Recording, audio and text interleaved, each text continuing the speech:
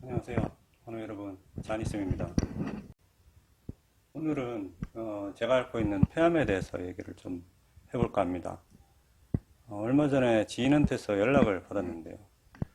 제가 이제 유튜브 영상을 올리니까 그걸 보고 오랜만에 이제 연락이 돼가지고 전화가 왔었습니다. 그런데 반가운 것도 잠시고 얘기를 들어보니까 형제가 저처럼 소세포 폐암에 걸려가지고 투병 중이다. 그런데 마침 네 영상을 보니까 이러저러 저러저러 해서 연락을 했다. 그런 내용이었습니다. 얘기를 들어보니까 저보다 한 반년 정도 먼저 걸리신 것 같더라고요. 작년 여름쯤.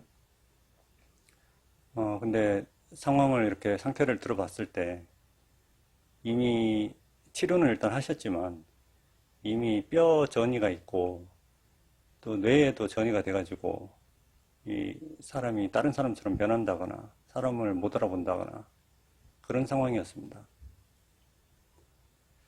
제가 직업이 간호사다 보니까 가끔 친구나 지인들한테서 그런 어떤 암이나 아니면 뭐 뇌졸중 같은 중증 질환 이런 거 가족이나 친구가 걸렸을 때 연락을 가끔 받습니다.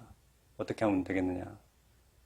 서울 쪽에, 저는 이제 고향이 지방이니까 서울 쪽에 어떤 병원이 어느 분이 잘하냐 이런 내용이 있는데 가장 안타까운 경우가 너무 늦게 연락이 돼가지고 뭐라 이렇게 조언이고 뭐고 해줄 수 없는 그런 상황일 때가 가장 안타깝습니다.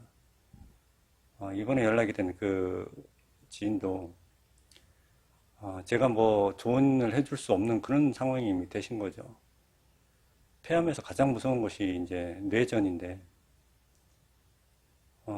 다른 암종하고는 다르게 폐암은 뼈로 잘 가는 특징이, 아니, 뇌로 잘 가는 특징이 있습니다. 그러다 보니까 사람이 다른 사람이 된다고 하는 얘기가 있습니다. 카페 같은 데도 그런 글이 가끔 올라오고요. 마치 지킬 박사와 하이드처럼 기존에 알고 있던 우리 아빠가 아니다, 우리 엄마가 아니다, 이런 글들을 볼 때 마음이 참 아픕니다. 다른 암종들은 3기, 4기, 말기가 되어도 자신의 의식만 있다면 자기의 원래 자아를 찾고 이렇게 투병을 하실 수가 있는데 뇌전이가 되면 그게 자기 마음대로 안 되는 상황이 이제 되어버립니다. 전혀 다른 사람이 되는 거죠. 그런 경우가 가장 안타까운데 아무튼 그래서 오늘은 저처럼 폐암을 진단받으셨고 투병을 시작하시는 분들, 그런 분들을 위해서 짧게 제 생각을 좀 말씀드리려고 합니다.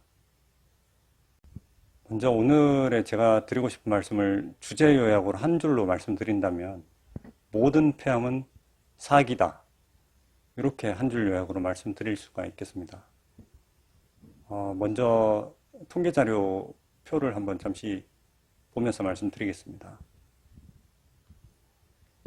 이게 통계청 자료인데요. 우리나라 주요 5대 암의 5년 생존율입니다. 여기는 1기부터 4기까지를 전부 평균 낸 것이고요.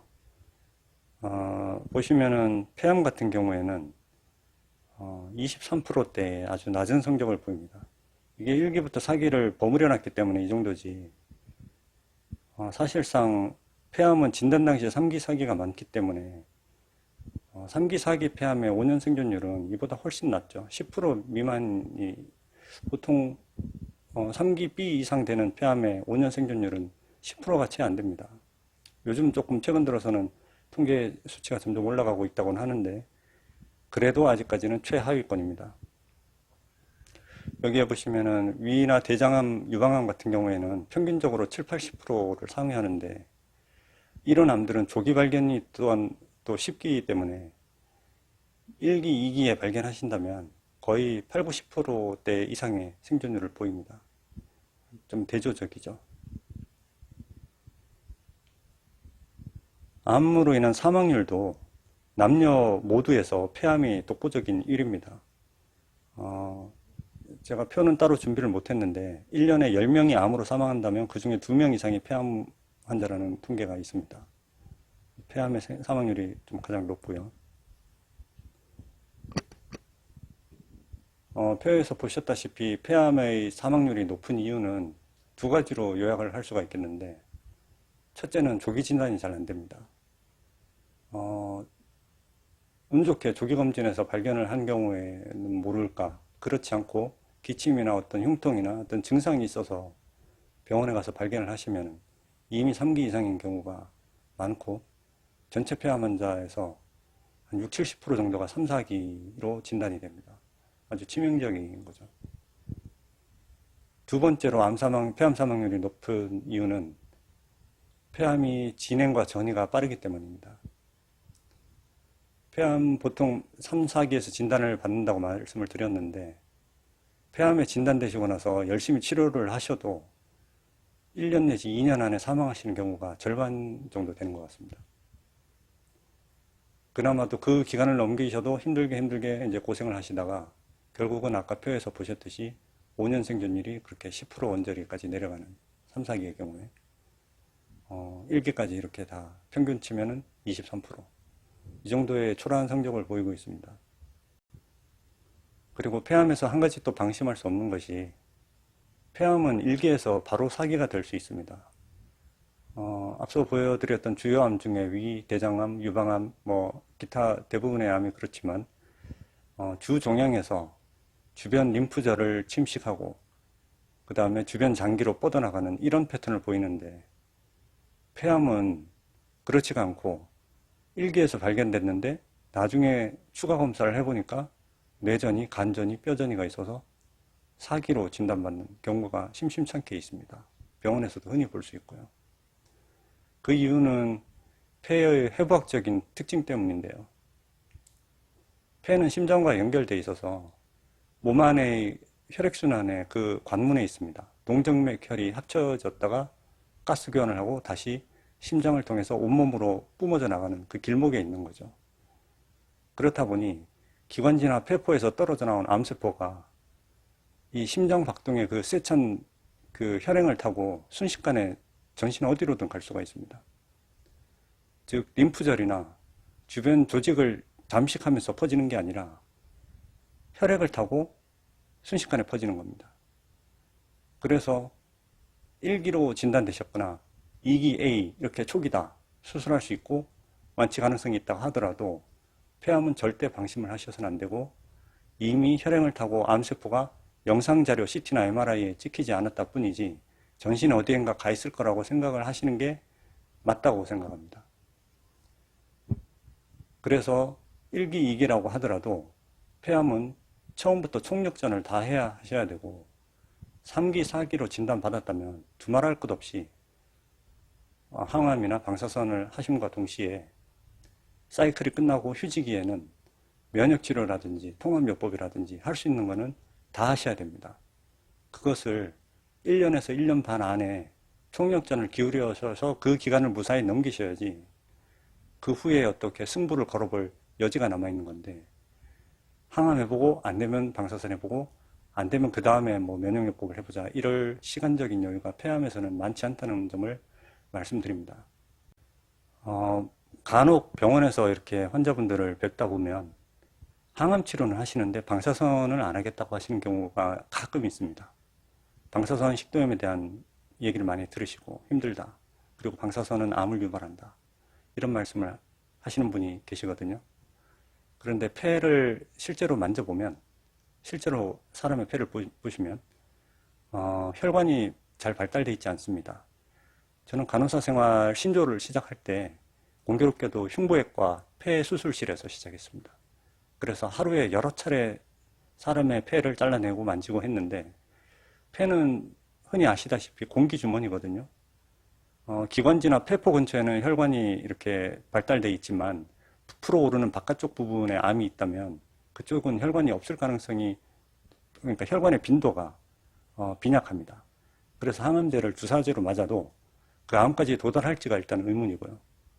그리고 폐는 스폰지처럼 이렇게 줄었다 부풀었다 하는 그 장기이기 때문에 어떤 약제의 침투성이 사람마다 제각각 다를 수가 있습니다. 그래서 방사선 치료는 아마 그 방사선 치료를 폐로 받아보신 분들은 그런 말씀을 좀 들으셨는지 모르겠습니다만은, 방사선 치료의 효과는 폐암에 있어서는 아주 기대할 만합니다. 물론 그거에 따르는 방사선 폐렴이나 방사선 식도염이라는 부작용이 있지만 그것을 감내할 만하다는 것이죠. 그리고 방사선 피폭이 많아서 암을 걱정하시는 분이 가끔 있는데 그 방사선을 맞아서 DNA가 손상돼서 암이 발생하려면 그것은 먼 훗날의 얘기일 것입니다. 그렇지만 폐암은 당장 앞에 있습니다. 그것을 잘 판단하셔야 된다고 생각을 합니다. 반대로 방사선 치료는 받겠는데 항암 치료는 하기 싫다 이런 분들도 계시거든요.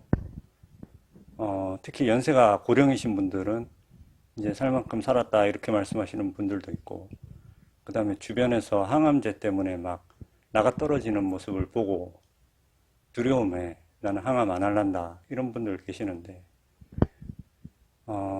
사기 암일 경우에는 사실 완치를 기대하기가 어려운 상황이 많습니다. 그럴 경우라 하더라도 항암제를 이제 맞으면 보통 체력이 많이 떨어져서 그런 게 이제 두려워서 그렇게 말씀하시는데, 항암제를 보통 3주에 한 번 이렇게 주기로 맞으시는 경우가 대부분이거든요. 세포독성 항암제는. 이것을 매주로 쪼개서 맞는 방법이 있습니다. 메트로놈 항암요법이라고 어떤 그 권영석 박사님이라는 분이 이제 유튜브에서 말씀을 하신 적이 있는데, 저도 그 영상을 본 적이 있습니다. 참 합리적인 얘기라고 생각이 되고요. 정규 용량을 3분의 1로 낮춰서 맞으면 몸이 느끼는 부작용이 현격하게 줄어들어서 거의 부작용이 없다시피 하고 지낼 수가 있습니다. 약효는 이제 3주에 한 번만 몰아서 맞는 것을 매주 30%씩 쪼개서 맞으니까 그냥 암을 좀 잠재우고 다스리면서 산다, 이런 방법이 있거든요. 그러니 항암 치료를 무작정 거부하시긴다기보다는 어떻게 하면 삶의 질을 높인 상태로 최대한 유지할 것인가, 그렇게 한번 고민을 해보시면 좋겠습니다. 특히나 표적 항암이나 면역 항암제는 신체적인 부작용이 크게 없으므로 그 대상이 되신다면 충분히 이제 시도해 볼 만하다고 생각이 됩니다. 그리고 폐암 초기에 1기, 2기 때 자연 치유를 알아보시는 분도 아주 가끔 계시거든요. 저는 말리고 싶습니다. 왜냐하면 앞서 미대장암이나 유방암 1기, 2기 초 이럴 때는 어떻게 해서든 한번 뭐 해보시겠다 하면 그분의 용기를 높이 사고 할 텐데, 폐암은 1기, 2기라고 해도 생존율이 그다지 높지 않기 때문에 다른 암의 3기, 4기로 보셔야 됩니다. 그래서 자연 치유는 물론 본인의 면역을 강화해서 암을 이기겠다, 그 용기가 대단하다고 생각이 되지만 현실적으로 폐암의 진행 속도는 6개월, 1년 안에 판가름이 나버리기 때문에 섭생을 바꿔서 하는 그런 장기간 몇 년에 걸쳐서 본인의 섭생을 바꿔서 몸을 회복시키겠다라고 하는 자연 치유와는 조금 엇박자가 나지 않을까, 개인적으로 그렇게 생각합니다. 오늘 제가 걸린 폐암이다 보니까 조금 열심히 이렇게 설명을 드리려고 하는데 잘 이해가 되셨는지 모르겠습니다. 혹시 궁금하신 사항은 댓글로 달아주시고, 날씨가 차가워져서 특히 이제 호흡기계 환자분들한테는 힘든 시기가 됐는데 아무쪼록 치료 잘 받으시고, 폐암은 초기부터 총력전을 해야 된다는 말씀 꼭 드리고 싶고, 모든 폐암은 사기다, 이 명제를 머릿속에 떠올리시면서 열심히 치료하셔서 건강을 회복하시기를 바랍니다. 오늘 내용 조금 도움이 되셨다면 구독과 좋아요 부탁드리고요. 저는 다음 시간에 다시 다른 영상으로 찾아뵙겠습니다. 시청해 주셔서 감사합니다.